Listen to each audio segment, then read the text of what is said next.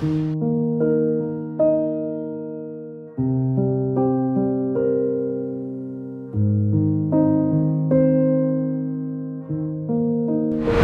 Arlene, nakikiramay po kami sa inyo, no? Meron ba kayong impormasyon na maaaring makatulong sa pag-iimbestiga tungkol sa nangyari sa iyong kinakasama? Pwedeng gumawa niyan sa asawa ko yung pong nakaaway ko sa Messenger. Nag-chat po siya sa akin doon sa isa kong account. Ako po yung nagtanong kung ano po siya nung asawa ko.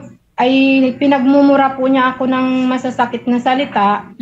Tapos kung ano-ano pong nasabi niya sa akin tungkol sa asawa ko na ako daw po nga ay mga pangit daw po ang ugali ko kaya ako nahiwalayan ng asawa ko.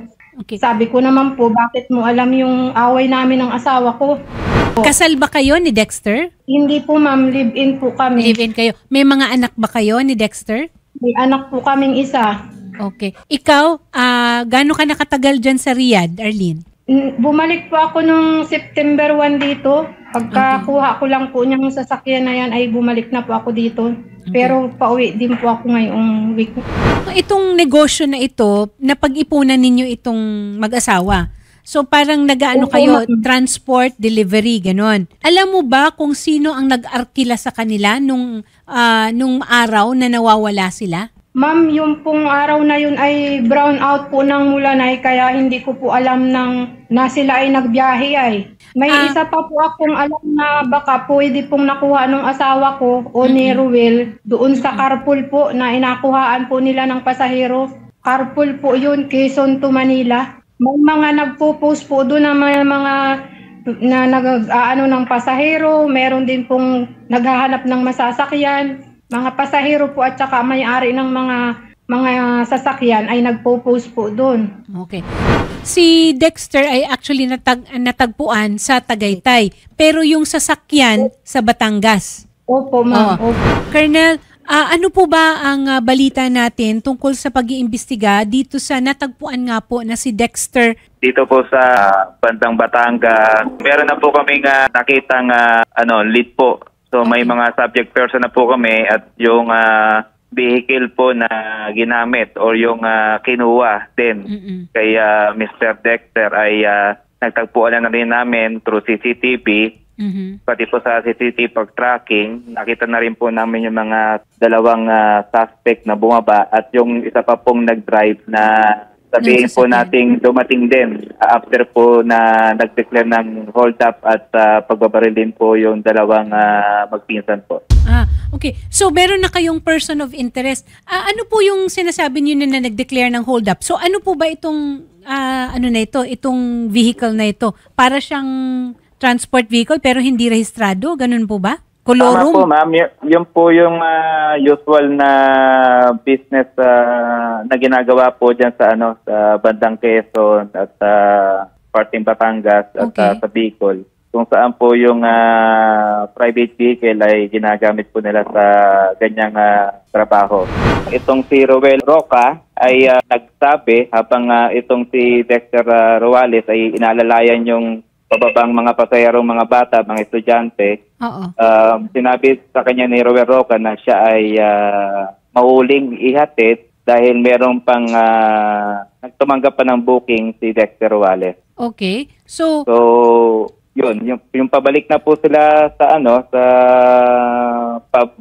pabiyahe po ulit ng South. Na-pick up po nila somewhere in Rizal or pagitan po ng Rizal and Pasig. Okay. Then nagbiyahe po sila, bali po 5 po sila, yung si Dexter, si Ruel, passenger victim natin, saka yung dalawang suspect po natin. Okay. Tapos ano po ang nag-declare ng hold up? Opo, yun po yung binanggit ng ating passenger witness na nagising siya sa isang putok ng barel. Akala niya nga na bangga sila, pero yung pala pinaril na po si Dexter. Yung time na po noon ay nagpalit na po. Kumbaga, yung nagbibiyahe pa sila papuntang Manila, si Dexter pa po nagdadrive. Okay. Pero nung siya ay nagising, ang nakita na po niya nagdadrive ay si Ruel Roca. Ang party list na masasandalan, AXIS! Number 68 sa balota! Pero kung hold up, ano ang kinuha? Ang kinuha po sa kanila ay yung mga cellphone, mga gamit nila at mga pera po. After po na barilin tong si Dexter, nakahinto po sila noon. Then nag-declare ng hold up, tapos pinalipat na po si Roel Roca do sa gitnang upuan. Then pinadapa, then narinig niya po ulit na may putok na baril. So sinabihan siya na kung gusto mo mabuhay, huwag ka nang mag-ingay dyan at sumunod ka lang sa sasabihin namin. So biyahe po ulit sila. Then, meron pa pong siya narinig na kinontak tong suspect. Okay. At bago po sila makaalis, meron na pong ibang driver na nag-drive nung SUV. So, bali, pangatlong tao nito. Ang nandun na po ngayon sa sasakyan ay 6. Sa kanya, may kinuha ba sa kanya? Sa pasahero? Meron din po, ma'am.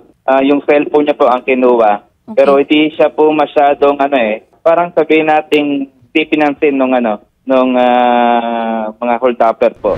Saan po binaba yung witness? At saka paano siyang nakatakas? Hindi pa po namin alam kung saan po nangyari yung declaration ng hold-up at yung pagpatay. Then nagbiyahe po sila patungo sa Tagaytay kung saan po dinampo yung body ni Dexter Roales at ni Roel Roca as per statement po ng ating passenger witness.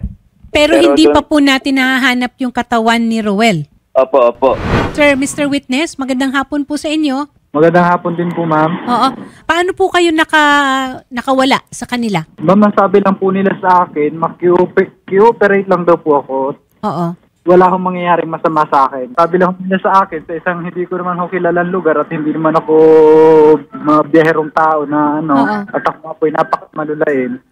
Ibababa daw ho nila ako, manahimik lamang. Then binaba nga ho nila ako dito sa malapit sa SM Lipa, yun lang po, ma'am.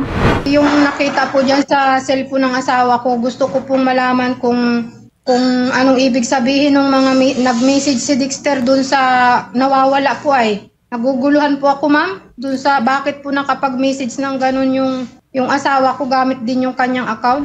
Yung asawa po ng ating nawawala pa rin pong victim, si Roel Roca, ay alam po yung password ng kanyang asawa. So, hinahanap po nung nag-chat si Dexter kay Roel. Opo. Maaring meron pong nag-a-access na iba or yung pong suspect po ang nag-chat po ng ganon para lang po dituhin ang ating investigasyon. Dito lang, nagdududa ako na mukhang hindi hold up. Parang baka merong may galit kay Dexter at kay Roel na yun ang nagtangka o yun ang gumawa ng krimen. Kasi kung ordinaryo na hold up, parang ang natural hindi mag-iiwan yan ng makakapagturo sa kanya. Na makakapagturo, di ba? And yung sasakyan din po, attorney, parang questionable na bakit iniwan. Kung ang purpose is to hold up, kunin lahat, everything na may halaga. Oo. And I am also assuming na pwedeng ikahoy-kahoy. Pwedeng, di ba? Present po ako dun sa pag-process po ng ating recovered na vehicle. So, na-process po yan ng Batangas sa SOCOD po natin. Na-panel din po yan before the SOCO processing ng ating EOD ng Batangas PPO. Arlene, kailan mo huling nakausap si Dexter? Bali po kami talaga niyan ay parang may hindi pinagkaunawaan, ma'am. Hindi po kami nag-usap ng 1 week. 1 week po. At ako po kasi ay uuwi, ayusin ko sana yung pamilya ko. Kami magbabati na kung ano man yung away namin, na pag-usapan na po namin na kami po ay mag-aayos ng aming pagsasama. Gawa po ang pinag-awayan namin, ma'am, ay dun po sa babae na nagmura nga sa akin. Okay. Sabi ko sa booker ay ako'y uuwi. Sabi ng booker, ate, agawan ko ng paraan para yung asawa mo ang magsundo sa iyo at yung sasakyan niyo ang gamitin mo yung pagsundo sa iyo. Tapos ganyan naman po ang nangyari sa asawa ko. Gusto ko mahanap na po si Roel kasi yung pamilya niya po naghihintay sa kanya, ma'am. Kamag-anak niyo rin ba si Roel? Kamag-anak po ng asawa ko, ma'am, yun. Okay. Naipamilya din po nagkahintay kay Roel, kaya gusto ko po sana mahanap na din si Roel kung nasaan, buhay man o patay na. Sige. Yan din ang tutugunan pa ng ating PNP at narinig naman natin si Colonel Jefferson na patuloy pa rin ang kanilang paghahanap at nakadeploy na nga ang ilan pa sa mga kasamahan nila. Ako po'y naasa na mabibigyan ko ng maayos ko yung pagsasama namin nang mauwi ako na may asawang buhay. Hindi ko po gustong umuwi na may asawa akong patay. Saka po, ngayon lamang pong umaga, mayroon pong daw lalaking nakamotor na nakahelmet na nag-aligid doon sa tindahan ko sa Mulanay. May tindahan po ako doon ng damit. Ay yung kapatid ko po'y natatakot, ma'am. Kaya sabi ko magsara muna siya ng tindahan namin.